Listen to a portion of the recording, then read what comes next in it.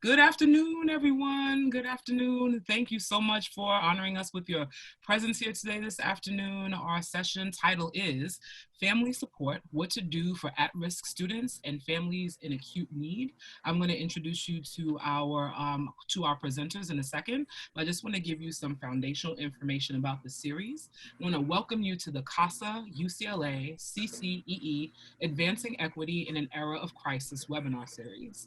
The California Association of African American Superintendents and Administrators, or CAAASA, and the University of California, Los Angeles Center for the Transformation of Schools put this project together to support equity in virtual learning as we all shelter in place to prevent the spread of COVID-19.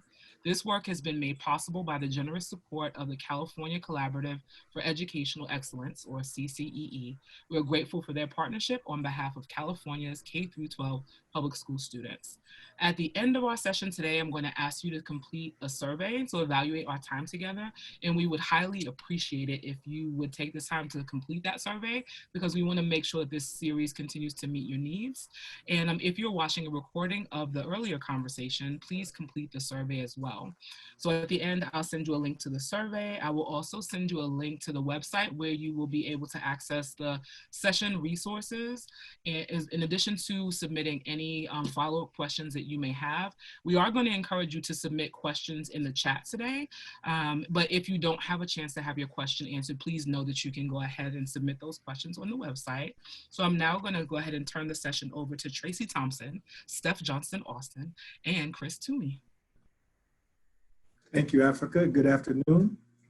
I'd like to start off by just a moment of thoughts and prayers for all those who are struggling through this coronavirus.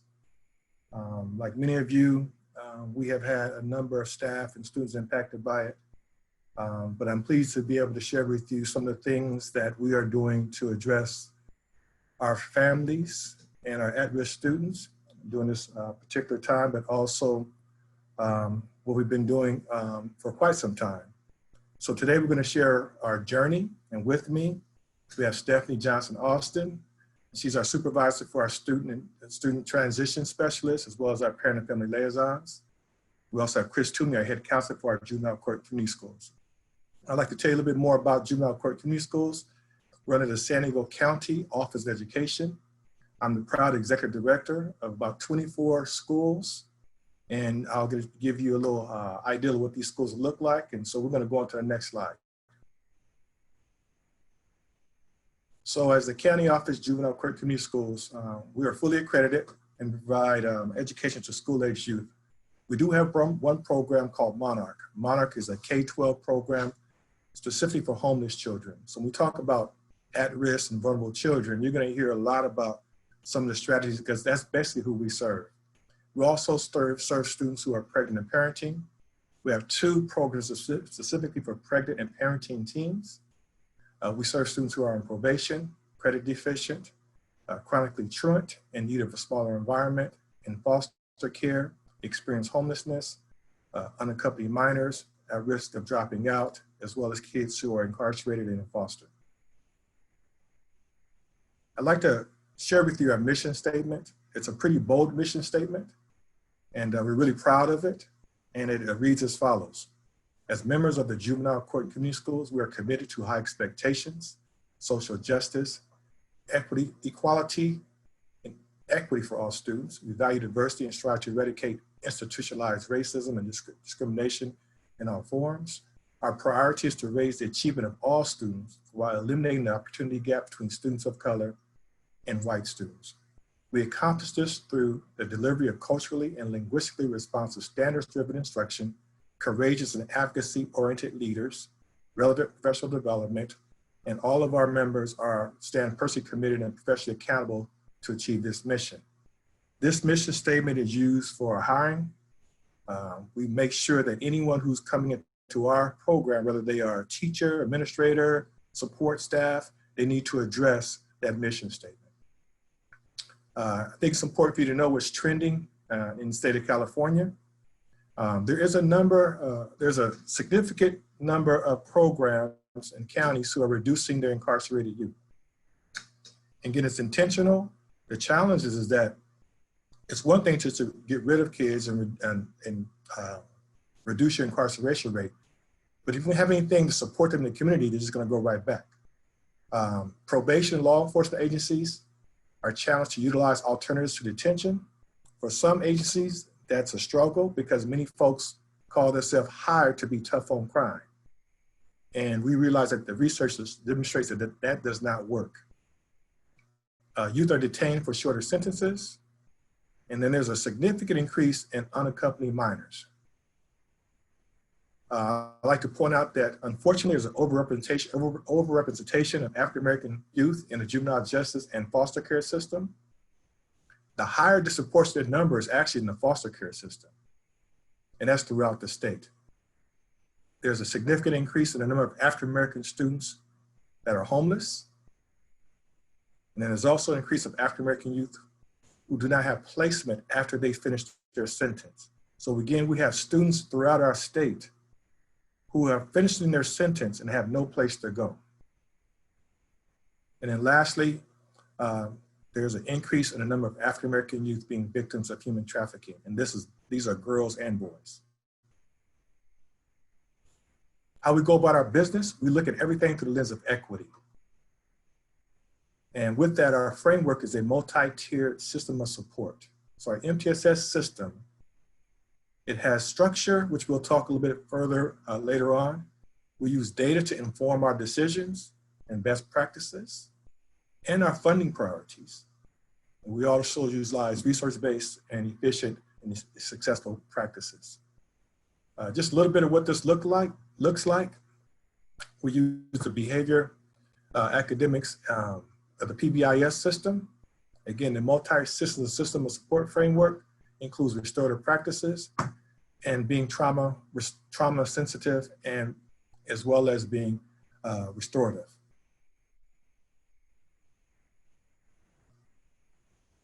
I'm going to roll this into Stephanie. She's going to talk a little bit about our structure, and I'm going to chime in as well as Chris Toomey as we go throughout the slides. Thank you, Tracy. So I wanted to provide a little bit of an overview of our structure. It has been evolving over the last few years. We do enroll students and welcome families all throughout the year. We have every day we're enrolling students and we're exiting students either in our community schools or at Monarch or at our facility for foster youth, San Pasqual Academy, as well as the detention facilities. So traditional plans don't really work for us, and we need to be responsive to the needs of our students and our families. So under Tracy's leadership, a few years ago, we developed the Student and Family Engagement Team, or the SAFE team. This is where we come together. The members include school counselors, parent and family liaisons who have been specifically hired to provide programming and support and outreach to our families. We have transition technicians. Their work focuses around students, assisting them with entering into our program, having successful pathways while they're in our program, and then having an educational plan as they exit our program, either to return to their district or upon graduation, next steps and post-secondary options. Another part of our team are our career technical education and work readiness specialists. They provide support around career technical education, job training, and also case manage for a number of grants that we have to support our population of students. Additionally, we were blessed to have a number of interns, both social work and counselor interns that work with us throughout the year. And so representation from the interns is at each and every SAFE meeting. We also have a group called The Movement. They provide tutoring and support to our students, both in the facilities and in the community. Now, throughout the year, we meet twice a month in order to share resources and develop strategies and plans, and have many subcommittees to further our work. However, during this crisis, we've been meeting weekly in order to keep everyone apprised of current resources, what's available, and to strategize to support students and families as new needs emerge. Separate from our whole SAFE team, we do have so many members of our community who are on board and willing and help. Everything from our office assistants to our English language assistants to our attendance clerks. Everyone is part of the family and on board and has a place and a space to support our families. If I could add we pride ourselves on being the hub of the community. We believe that schools should be the hub of the community. So we gather as many resources that we can. Our resources include community-based organizations as well as faith-based organizations. We also practice utilizing folks with lived experiences to make sure that every child, every family is being supported. We know that because of our titles, there are many folks who've shamed our students and their families with the same titles as ours. So it's very important that we re-image who we are, and it starts with creating relationships, which Stephanie's going to speak to you just right now. Yes, thank you, Tracy. So it's a foundational piece for us to create a relationship with our family right off the bat. Upon enrollment, our families meet with a number of staff members, including the school counselor, to develop a personalized learning plan for students. And then we have more formalized events and opportunities throughout the year. So again, this is a journey, and it starts with relationships. We begin each year with something called Greet and Treat. It is an opportunity for families to come find out a little bit more about the program, but it's really focused on team building and relationships. We also share our information about restorative practices, and we engage regularly with our families on check-ins. So here you've got one of our trust building activities. It's our giant Jenga tower. And so we engage in these getting to know you games. I definitely recommend the use of the Jenga tower. We even will use each piece to have a different question on it. And as parents or students pull those out, they then respond to that question. So we get to know each other a little bit better. Again, with these events, we engage all of our school members. So our principals, our teachers, our support staff, and the entire SAFE team are all participating and part of these events. And, you know, by building this foundation, now that we know each other, we know what supports and how to best outreach in times of crisis. So laying this foundational framework has really supported us now. Also, we need to think differently.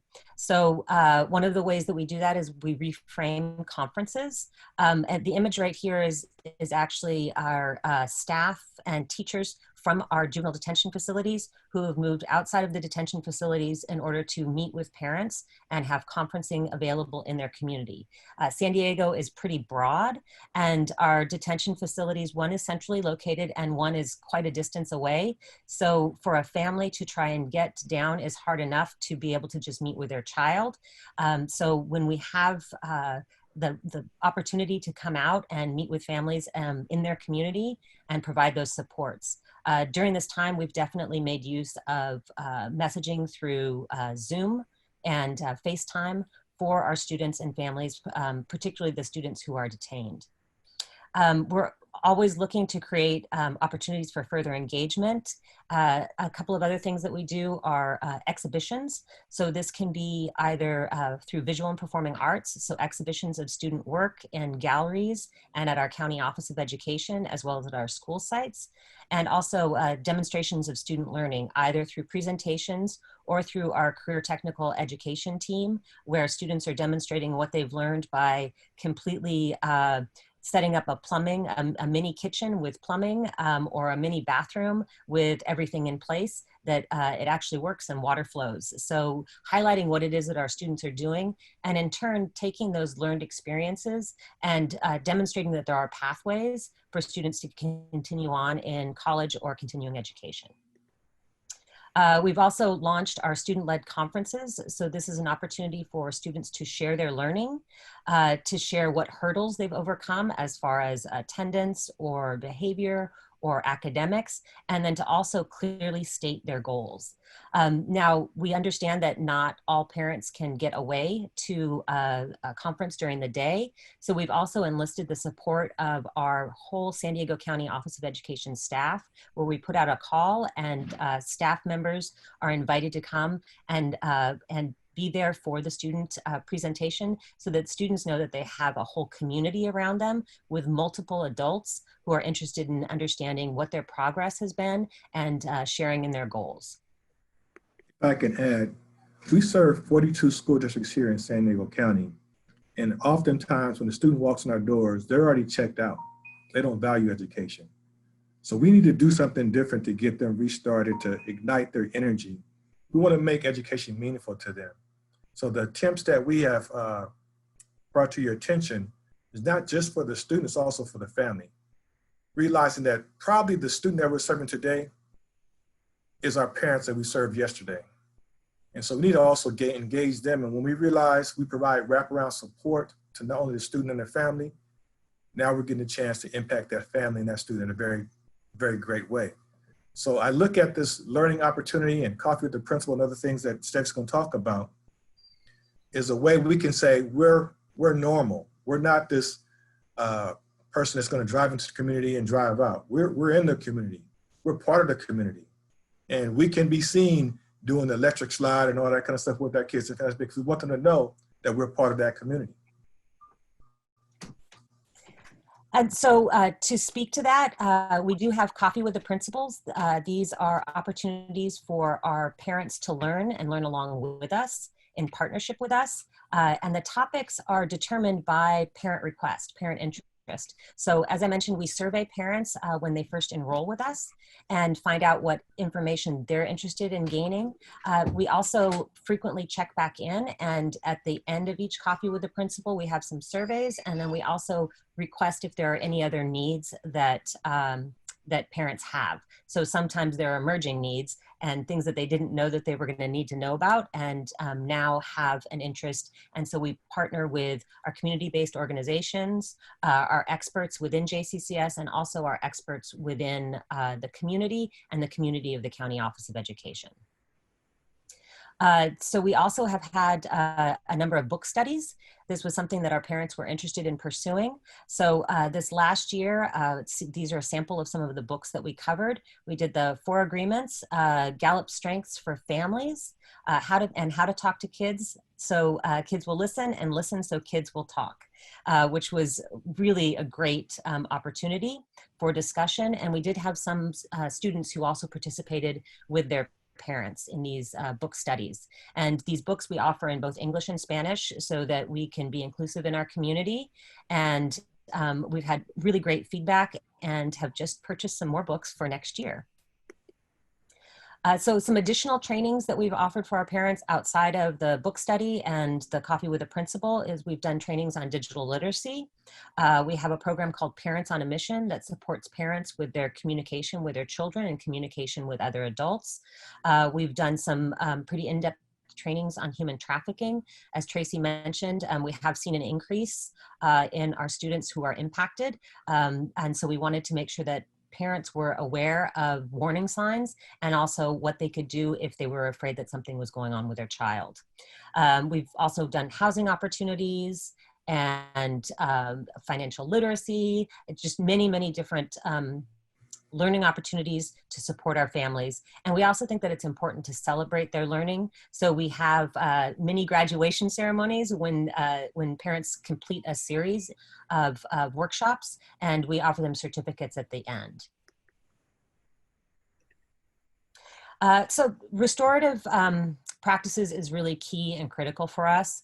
And so what we've started doing is restorative field trips with our families. We've found that we first were working in regions solely. So our parents that lived in the South Bay were only with students or parents from the South Bay. But a couple of years ago, we brought our parents together for a field trip, and they enjoyed it so much, and they enjoyed meeting and connecting with parents that had similar concerns and similar struggles from across the region. And so we now gather every about 2 months for some sort of restorative field trip.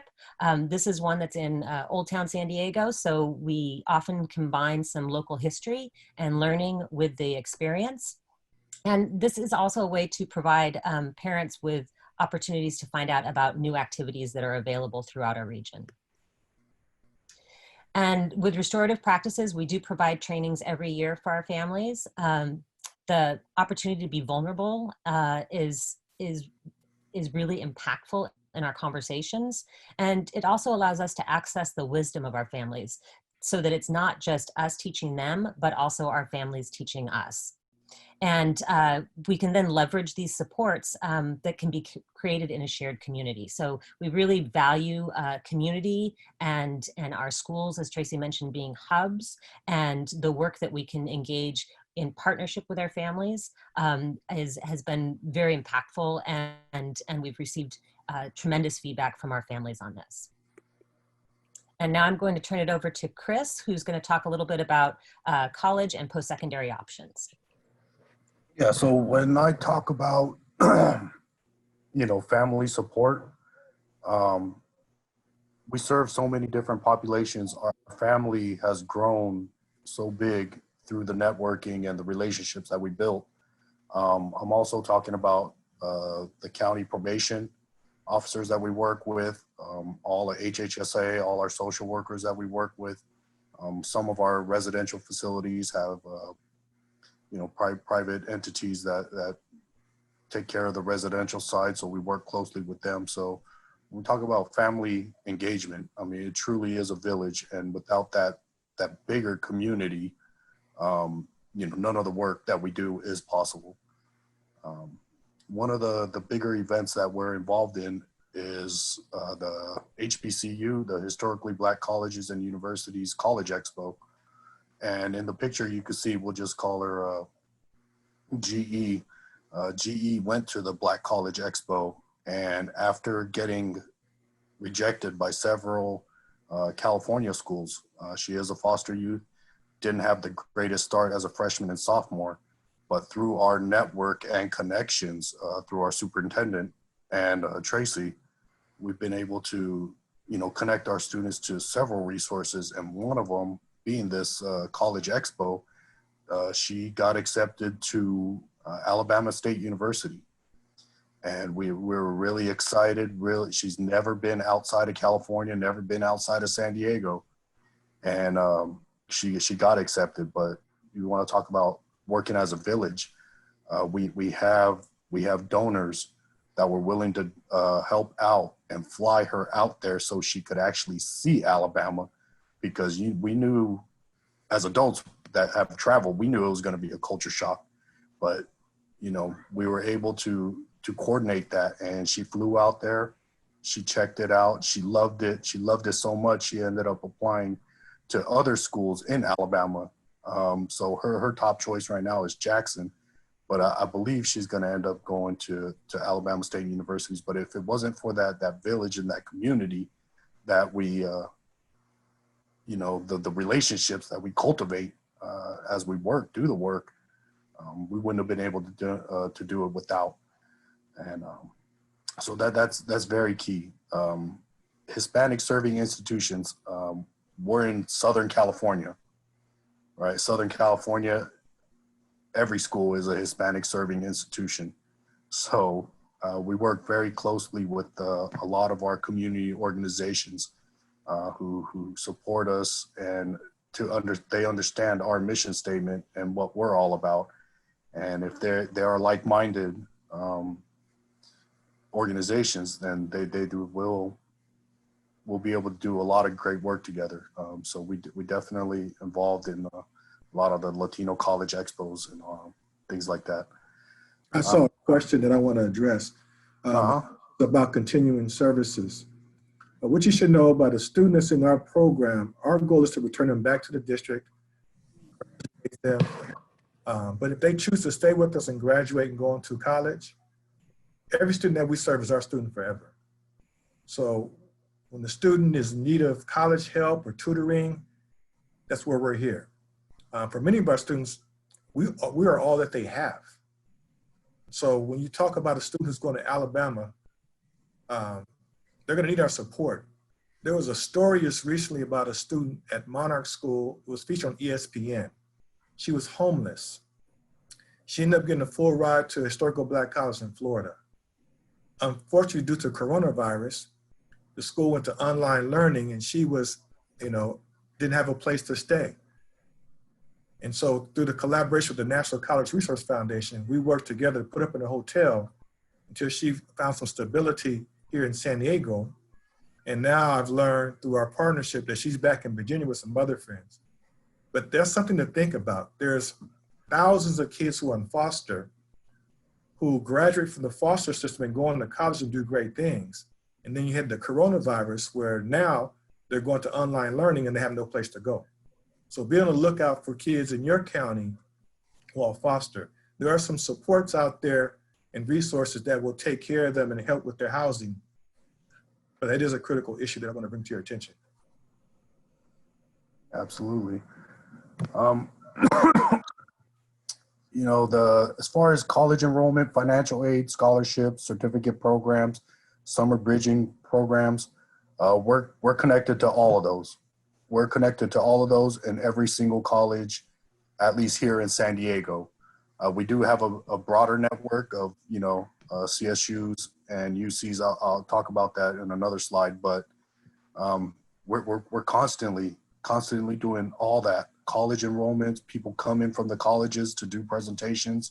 We're going out to the colleges to, you know, get that hands-on experience and get a feel for all the different colleges and programs that are being offered. And we even open this up to parents. So the parents are welcome to come on these field trips. Sometimes social workers will come, sometimes clinicians will come. The whole village is invited. If anyone has the time to come, they're more than welcome to come, because we know the more support and the more understanding they get, the better off they're going to be. We even had a parent who took a college class with her incarcerated son. I mean, you know, you want to talk about the hurdles that we have to overcome just to get an online college class going in a juvenile detention facility. But to the next level through advocacy and this relationship, this partnership that we have, allowing the parent to be in the same class and to communicate with her son as she's taking the class, you know, that takes the village, that takes the community and understanding and education. Here's a picture of the field trip. I don't know if you could see, but there's a couple of parents that wanted to come. So we went down to a local community college, checked out the open house, learned about all the different programs they had. And one of our parents ended up signing up for a certificate program, like a CNA class, you know, one of those one classes, trying to improve her situation to get a better job and things like that. And, you know, that's speaks volume to her child who was right there with her on this field trip and saying, okay, mom, you're trying to better yourself. You know, I need to do the same thing. I need to step up.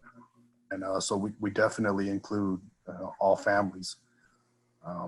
This is a field trip that we took to the certificate programs. Not, you know, college isn't for everyone, but, you know, learning is. So, you know, we go down and we do some of the certificate programs. This is the automotive program. Went to go check that out. There's, you know, the community colleges are doing great work with all the different certificate programs that they provide. So that's always an option. If I could just mention that, again, we wanted to overwhelm our students and their parents with these opportunities. Unfortunately, many of our students that we serve, they're the first ones to graduate in their families from high school. Yes. So we had to do some creative things to make sure that they can see that college and these certificate programs is for them. We know it's easy to gangbang and the pimp and all that kind of stuff, but it'll catch up with you. Transfer that same skill set to something positive. These kids blossom. One of the slides that we don't have that we probably should have added is that we've hired a number of our former students. We're very proud of that. But again, we had to get them to value education and overwhelm them and expose them to these different opportunities. Absolutely. You know, our kids are the most resilient. You know, the underserved populations are the most resilient populations. And if you're able to channel that energy, yeah, you know, they could do whatever they want. And then this picture is a demonstration of that. These are kids that, you know, were counted out as far as even graduating. And these kids are all 4-year bound. So we take them on this college road trip up and down California. Again, you know, sponsored by a little bit through the county HHSA, a little bit through the SDCOE, the County Office of Education, a little bit through private donors. And we do a 1-week full college, check out about 7, 8 different CSUs, and we just jump in a van and go driving and meet different people, meet different programs, see what's out there, and then they apply. And this is one of our dinners that we have. Every night we had dinner together and talked about what it meant for them and their family to explore these opportunities and be that first person in the family to even go to college or to graduate college. So we're always pushing that envelope, and we do it in so many different ways. Even before this whole COVID-19, we were doing online education in the juvenile detention facilities. We had offered concurrent enrollment throughout all of our many schools that we have in different institutions. We've pushed that. We've advocated for that. We've partnered. We did all that, and we've seen the success. I think we only have like maybe a 5% fail rate as far as students that have taken college classes with us. That it's just highly successful. So now that we're in a quarantine type of situation, a lot of those kids, they could roll right over and take the next online class because they've been doing it. Even dual enrollment opportunities at the foster youth residential facility, we do dual enrollment where the professor is teaching on campus and all the seniors are taking that college success class where they're learning all the skills to be successful. And then second semester, they're taking a stress management class because that transition of going to college and leaving, especially for foster youth, that's a really stressful time. You're on your own, like literally with no safety nets. But what they need to know is that we are the safety net. That's what we're there for. So it works out perfectly. And I just had a conversation today with one of our partnering community colleges. They want to add 2 more classes to that school site. So, there's so many different opportunities that we could start early. If we give our kids access and enough support early on, they're going to be that much more successful when they're out there. And so now that... Before we go into COVID-19, excuse me, Steph. Sure. You should know that when we graduate a student, it is a celebration, not just for the student, for staff and the family. It's not going to be a 2 seconds of fame where they mention your name and walk across the stage and get your diploma. Every student is going to be celebrated. They're going to thank the people that supported them. We're going to thank the people that support them, because we know we're going to have to continue to provide that support in the immediate future. The important thing about graduations is that is a recruiting tool. Because in our situation, we have students in the audience saying, wait a minute, if the homegirl or homeboy can do it, I can do it. Then we have parents saying, wait a minute, my baby can do this, I can do it. And we show them the way. So we make it the norm. We're redefining the norm. The norm is no longer it's okay to drop out. It's not okay to be on probation. It's not okay to be incarcerated. We're going to redefine the norm, but we've got to provide the supports to make that happen. Exactly. And now that leads us into the COVID-19 response. And so what we did, and I think the engagement that we had with our families was largely due to the foundational piece that we've just discussed. So immediately off the bat, first week, we were doing our food distribution, our school lunches and breakfasts. We had those available at our main school sites, but then we moved on and partnered with local food banks to expand the offerings beyond school lunch, because we did know that so many of our families were in need. And so now we're doing weekly deliveries of food. Families can either drive up and pick up, or we will take them out to their homes. And that's, due to the fact that many of our families do rely on public transportation. And so trying to get to a place, exposing themselves to all of that, and then getting a 25, 30-pound box and trying to get that home is a difficulty. So our school community has stepped up. We have all levels of staff coming in and divvying up what needs to be done and getting it out there. Now, we're practicing social distancing and all that good stuff, but keep in mind, there are some parents who can't leave their house. Mm-hmm. Right? There are some parents who are on probation, on parole. They can't leave their house and get to their needs. So we want to eliminate all the barriers to make sure that families in need get the support that's required and necessary. So we have staff who volunteer to get into our county officer vehicles and drop the not only the food off, but even instructional materials. And when we are there during this unfortunate coronavirus time, we're greeted with big, giant smiles. They're so glad to see us. Now, many of them probably would act up in class and all that stuff, but they now realize that we are a community of care and we're there to support them. And so with our communication, we of course used Blackboard Connect, which is our auto dialer. Since the beginning of this crisis, we've sent out nearly 70 calls to our families, divided up amongst regions. Some were the entire county when it's information that was countywide. Others were regional or by principal. And it's everything from the food distribution to a great resource we have, 211 San Diego. So we've been doing that. We've also been sending out emails, but many of our families don't regularly engage with email or don't have an email account.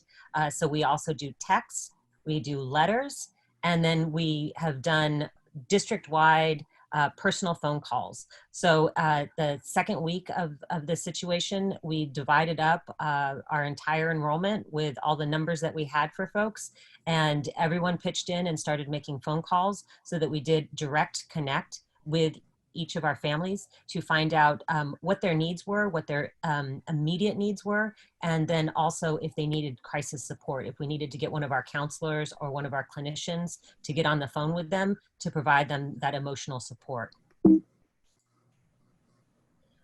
So part of our outreach also was an assessment of our technology.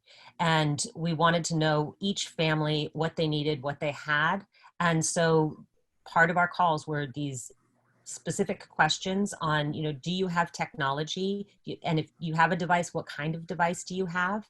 And if you have a computer, which we found, many of our families had a computer. We have a couple of great programs in San Diego where you can get for $50 or $100, you can get a refurbished computer. So many of our families had taken advantage of that, but then there may be 4 kids in the household who are all trying to participate, who are all trying to get on Zoom and do all of those things. And so if we knew that there was a computer, but we also knew that there were a couple of people that needed to use it, we put those students on our list for a Chromebook distribution.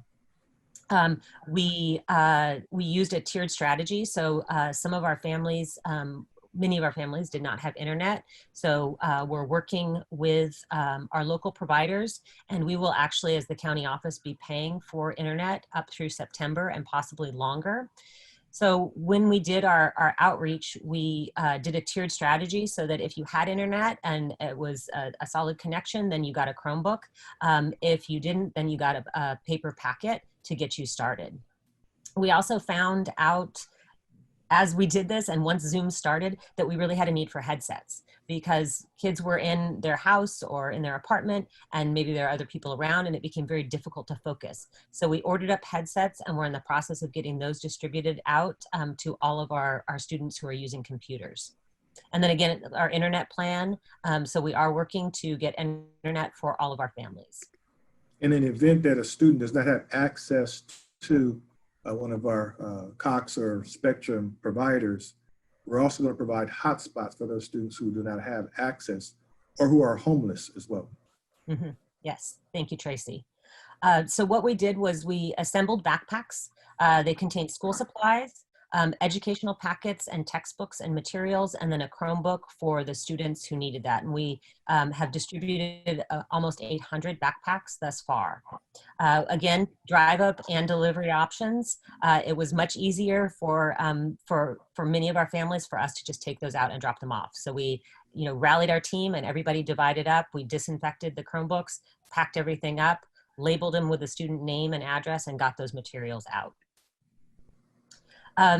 Again, our partners, because of the relationship that we have with so many phenomenal partners, community-based organizations, nonprofits, as well as our health and human services, probation, and all the rest, we've been able to get quite a few donations. So some local libraries and Words Alive, who's a partner with us on book clubs, provided us with a number of culturally relevant books to get them out to students so we could continue our book clubs in a virtual format.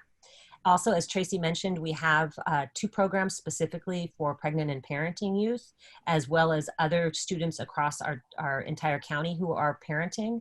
And so we made sure to include books for small children, and we're working on ensuring that they all have resources to keep their little ones engaged. We also have great housing and rental information, financial support, medical support from our partners, counseling and mental health resources, and our legal community has also really stepped up to help families that might need some legal assistance during this time. And so our assessments and our ongoing assessments we've repeatedly checked back in with families, and families now know that they can check in with us, because families that we talked to within the first 2 weeks may have said, we're fine, we don't, we've got what we need. But as it stretches on longer and longer, and more people are losing their jobs or having hours reduced, we found that the needs have changed. So families that didn't need food support in the first couple of weeks now do. We've also, had a great need for diapers and baby wipes, hygiene supplies, car seats, and gift cards. And so this image is one of our counselors delivering a car seat. Some of our folks at the County Office of Education asked what they could do, and we said, we need some car seats. So they stepped up and purchased those, and we got those out. So really it's about, communicating not only with our families to find out what the needs are, but communicating with others on who can maybe step up and provide supports. I'm going to share a brief story about the car seats. We had 4 students who were pregnant and were due in a matter of a couple weeks. It didn't cross my mind until you think about it deeply. You talk about a pregnant student who's about to deliver. These students were worried that they would not be able to take their baby home because they didn't have a car seat. So it tells you the depth of what we need to do to make sure that every child is taken care of. Because not having a baby, and again, I know how it is as moms to be separated from your child, that could have been a devastating blow for that young lady to not be able to have that baby go home with her. And so that's where the car seats came from. And again, we just put it out there, and then the universe took care of it. Exactly. One last thing I wanted to mention is because we do have students who are on probation or who are with us because they're expelled, we developed a virtual community service option. So our students are creating cards, thank you cards with messages of hope to be emailed. They're emailed to us, and then we get them out to first responders, essential workers, and to nursing homes and other facilities. And this has been a way for our students to not only take care of some community service, but also for them to feel connected to the community, for them to be giving back to the community during this entire time. And so we received right off the bat approval from our presiding judge of the juvenile court and also from our districts that this method was going to fulfill students' community service requirements to either help them return to their district or to get off of probation. But really in a broader sense, it also just, it was a positive activity for our students to engage with, to be able to, feel like they were thanking the people that were helping them. And sometimes those people were, it's their parents as well, who are those essential workers, who are those first responders. So we wanted to create a space for students to be able to engage. Before we entertain any additional questions, I just want to point out the importance of leadership. We're very fortunate to have an outstanding superintendent, Dr. Paul, and an awesome school board that have supported us and allowed us to provide the leadership necessary to support our families. With that in mind, our journey is not over. There's a lot of things we like to do, a lot of work we will continue to do, but we realize we cannot do it alone. And I think that's the fault of many schools. We try to do everything by ourselves. I'm the master of collaboration. I don't care who you are. If you can benefit our students and families, you are a partner with us. Again, too often, there's a distrust in education, and I can understand why. So sometimes it takes a middleman or middle woman who have lived experiences to help bridge that. And we don't have any shame or any problem doing that as well. At this time, we'd like to entertain any questions. All right, this has been, just looking at the chat, it's very, very dynamic. I'm gonna scroll back up to the beginning. Initially, there was a question from Brian Bonner that I want to find because it was really, really very helpful. Just trying to navigate through all of these. Actually, I'm gonna go to Renee's question, then I'll find Brian's. The question is, are there any continuing supports for students who go on to college, especially those going out of state? So I know you spoke to that a bit, so I just wanted to make sure that there wasn't anything else that you wanted to add as far as resources for those who are going out of state. I could talk a little bit about a few of the students that went out of state. When we went out there, we made sure that we had asked the right question because we're going out there. The student was a foster youth, so we were going out there as, the parent or the village that's supporting her. And basically, what services do you provide? What supports do you provide out there? And made sure all those connections were in place. The one thing that we do, obviously, we're always available by phone. Long distance, we always check in on our students. We're always following up. We have good relationships like that. But as far as the foster youth residential facility, she is able to come back during winter break, during summer break, and stay at the residential facility. So we do provide, we know our students, when the dorm's empty and they don't have anywhere to go, we want them to have a home to come to. And if that's our residential facility, then that's what we're going to facilitate. So we do provide services. Once a JCCS student, once a JCCS staff, always. Always, right? Yeah, so we're always there.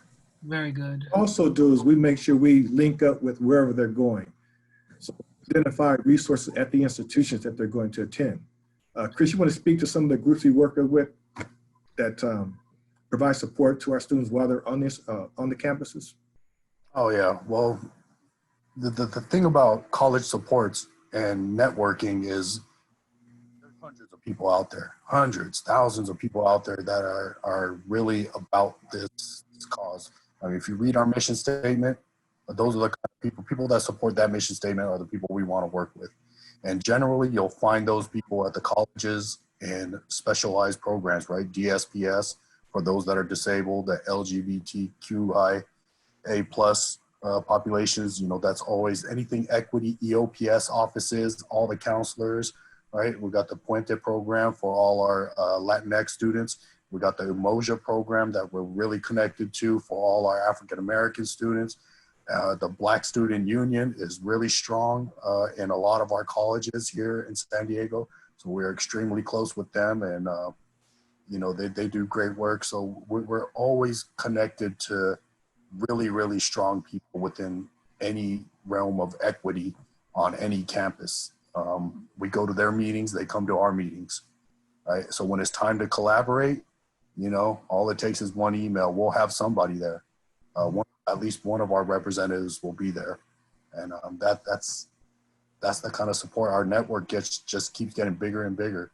And it starts with just getting to know people, right? Building that relationship. Are we like-minded? If we're like-minded, we could do a lot of work. So we partner with everyone that's equity driven. And we're also, go ahead, Steph. I was going to say we're incredibly fortunate in San Diego as well, in that every college and university has a minimum of at least one person that's a contact for formerly incarcerated students, whether that be youth or adults. And so Chris and I are in communication. We go to meetings together, and some of the colleges who have really stepped up to this have a number of people or have a whole office of support for formerly incarcerated students. We're also working with our arts partners. So we have a number of visual and performing arts programs as well as partners across the county.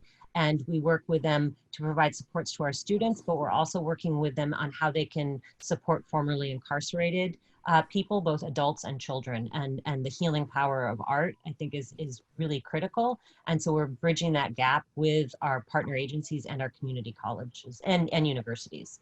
There's also, there's a former student of ours who was a graduate of San Pasquale Academy, who went on to get her master's degree and then was hired by San Diego State to work in their foster youth support program.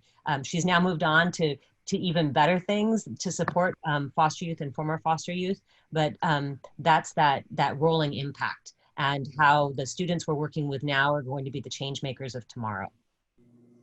One of the things I failed to mention is that we actually have 4 schools on college campuses.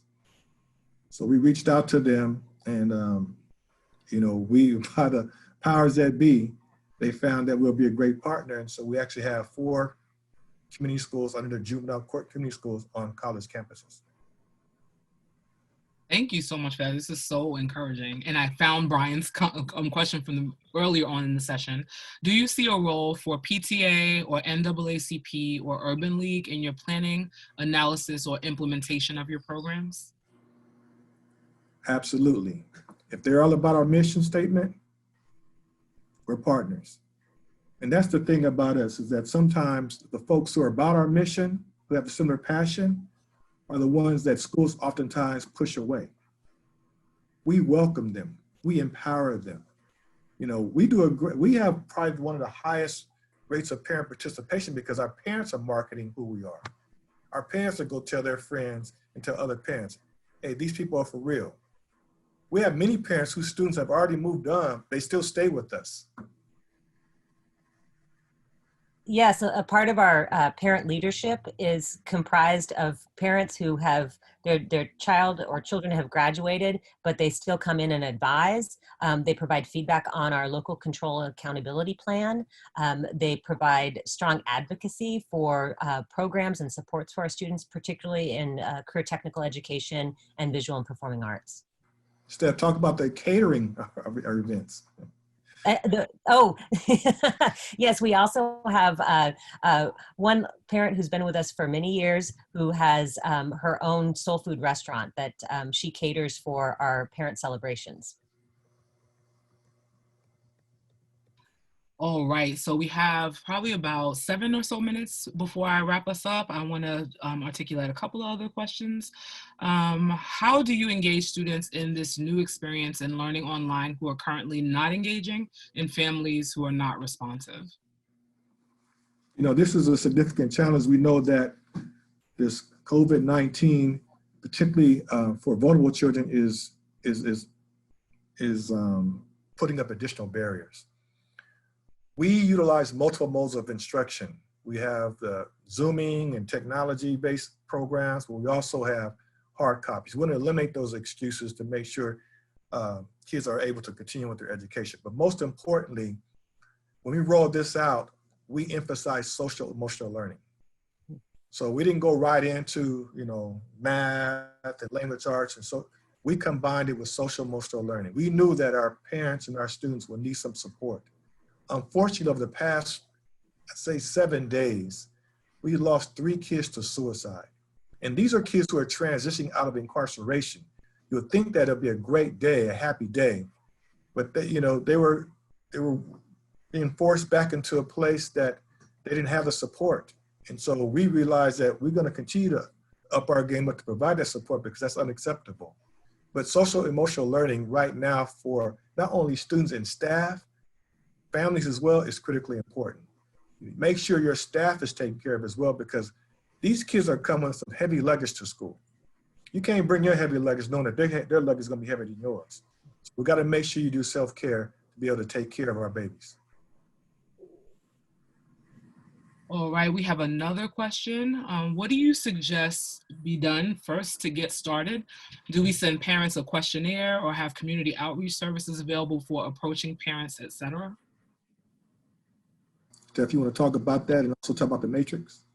Yes, yes. So, so what I would recommend, what's been at least most effective for us right now because of social distancing, is to make those individual phone calls, to reach out to families, make those phone calls, and then we're kind of keeping a handle on this by, we have a matrix that we've set up that lists out the types of services, the types of calls we're making, and how often and frequently we're connecting with families. And then we're able to then share what those needs might be, and then work as a team, as a whole community, to be able to provide those services to outreach on behalf of our parents. And so I would say, really, first off, if you can, and engage your whole school community in this, make those additional individual phone calls. You know, your office staff, teachers are pretty overwhelmed right now with the teaching and the Zooming, but, you know, office staff, counselors, supports, to make those calls out to families and to ask what it is that they need. I would say you might want to start off with, if you have certain things that you can offer or that you know are available, have those available. Also, what we've done, and through great turnaround and partnership, you know, our IT department helped us set up a new website that was a little bit more accessible, and they did it in a matter of days, so that we could then post information that was specific, so we could get that out to our various schools and regions and families. So so that kind of outreach and with some specificity on what it is that you can offer, and then finding out what the additional needs are. That would be my recommendation at this point. Just to echo what you're talking about is that you need to assess the needs of your students and your family members. And at the very least, you should know about your county 211. Every county has access to 211 throughout this country. And basically, if you go to 211, it's a number of resources from housing, mental health support, substance abuse, you name it, there are resources there. And the great thing about it is, if you contact one of them, they don't work in isolation. So if there's something that's in addition to what your initial call was about, they will continue to provide support to you. So you may call about in need of housing, but you need some substance abuse counseling because someone else is in need of that. It's a one-stop shop. Mm-hmm. Essentially, that's what we are making ourselves, a one-stop shop. And so Steph's leadership is creating a webpage, much like 211, and it's going to be regional based because, again, we want to make sure it's easily accessible to our students and their families to get to what they need. Thank you so much. And I think I'll share as the last question. Someone is writing that, wondering about the service and programs that are available for middle school students. So we serve middle school and high school, but again, all the things we mentioned also applies to middle school students. Now, the key is that we don't believe we can do it by ourselves. So depending on your area, you need to reach out to those community-based organizations who are providing support to families. What you should know is that many organizations are funded to provide support to the most needy families. We just do a poor job of connecting with them. We don't make it easy for them to access it. So I reach out to them. I go to the community forums, community meetings, and find out who's out there, who's about our mission, and let's get together and make a phone call. The other thing is that many of our families, it's hard for them to navigate large organizations. Get to know somebody in that organization. Say, Africa, my sister Africa's over there. Call Africa over in that building or over in that department. She'll take care of you. And that's how we go about our business. This is wonderful. I mean, this is such rich information. Even though I'm not in California, it's just really giving me so many ideas too about even what could be helpful in Massachusetts. So thank you so much for the time that you've all taken out to share with us. Thank you for those of you who have been participating with us today. As I mentioned in the beginning, and I'll restate here, I'm going to drop in the chat right now the survey for today's session. So that just came through just now. And then I'm also going to add the link to the website. And many of you have navigated through some of the questions in the chat where some folks are looking for the links to the contact information for our presenters today, for the session information. All of those things will be available on the website. So if you go there, you'll be able to access that information, the survey, the resources, ask follow-up questions for those of you who didn't have your questions answered today. And we're just really so excited just to really continue to build coalition with one another and support one another as we're doing our best work for students and their families. Thank you so much, and I hope everyone has a great rest of the day. Thank you. Thank you as well. All right, everyone.